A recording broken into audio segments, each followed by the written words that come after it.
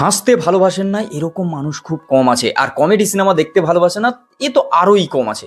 আর আমাদের ইন্ডিয়ায় এরকম একটা মানে কি বলা যায় হিউজ হিউজ ব্লকবাস্টার একটা মুভি হেরাফেরি।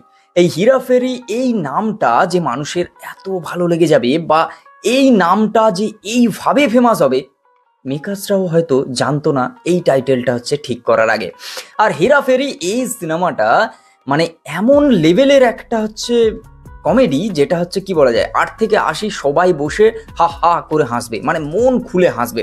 আর এই সিনেমা নিয়ে যতই ঝামেলা, মানে পার্ট 3 নিয়ে হেরাফেরি 3 আসছে আসছে হচ্ছে হবে, মানে এই জিনিসটা চলছে চলছে এই করতে করতে কোর্ট কেস পর্যন্ত পৌঁছে যায়।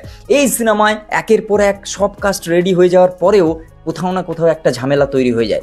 এই সিনেমাটা নিয়ে এক্সাইটমেন্ট তুঙ্গে, এই সিনেমা নিয়ে কোনো কম্প্রোমাইজ হবে না, এটা মেকার্সদের থেকে সব থেকে বড় ব্যাপার, মানে মেকার্সদের ভাবনার থেকে বেশি হচ্ছে অ্যাক্টার্সদের।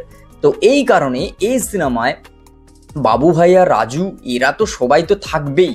আর তার সব থেকে বড় ব্যাপার বাবু ভাইয়া যে এই সিনেমায় থাকবে না, পরেশ রাওয়াল যে এই সিনেমার অংশ হতে চাইছেন না, উনি যে বেরিয়ে গেছেন, তার ওপরে যে একটা 25 কোটি 24 কোটি টাকার যে কেস হয়ে গেল, এই সব কিছু নিয়ে কি তাহলে এই হেরাফেরি 3 আসছে না? কে বলেছে আসছে না?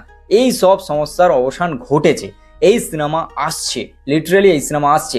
অনেকে ভাবছে যে এই সিনেমার সমস্যাটা তখন থেকে হয়েছে যখন থেকে এই সিনেমার রাইটস হচ্ছে অক্ষয় কুমারের প্রোডাকশন হাউস কিনে নিয়েছে। এইবার অক্ষয় কুমার কিনে নেওয়াতে কোথাও গিয়ে ওই আর কি একটু টাকা পয়সা এইসব সমস্যার কারণেই কোথাও গিয়ে বাবু ভাইয়া এই সিনেমার পার্ট হতে চাননি। কিন্তু ব্যাপারটা তা নয়, কোথাও গিয়ে এই জিনিসটা যদিও রিভিল করা হয়নি, তবে যাই হোক সব কিছুকে সাইডে সরিয়ে একটা জিনিসকে ওই আর কি আগলে নেওয়া যায়, মানে আঁকড়ে নেওয়া যায়, সেটা হচ্ছে যে ফাইনালি হেরাফেরি 3 আসছে।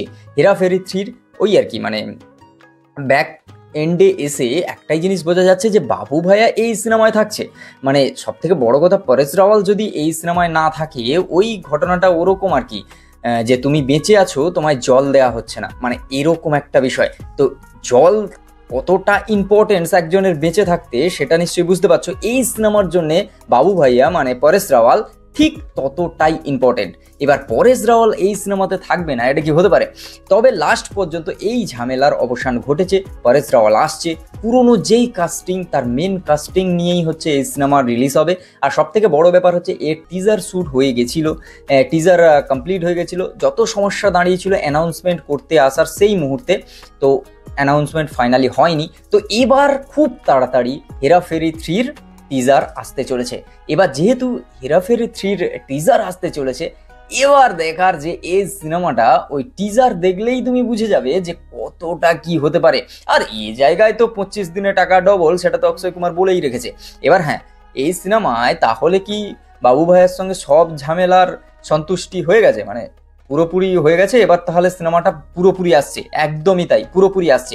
তবে কি ঘটনা ঘটেছিল, কিভাবে সেটা সমাধান হলো, সেটা কেউই সামনে নিয়ে আসেনি।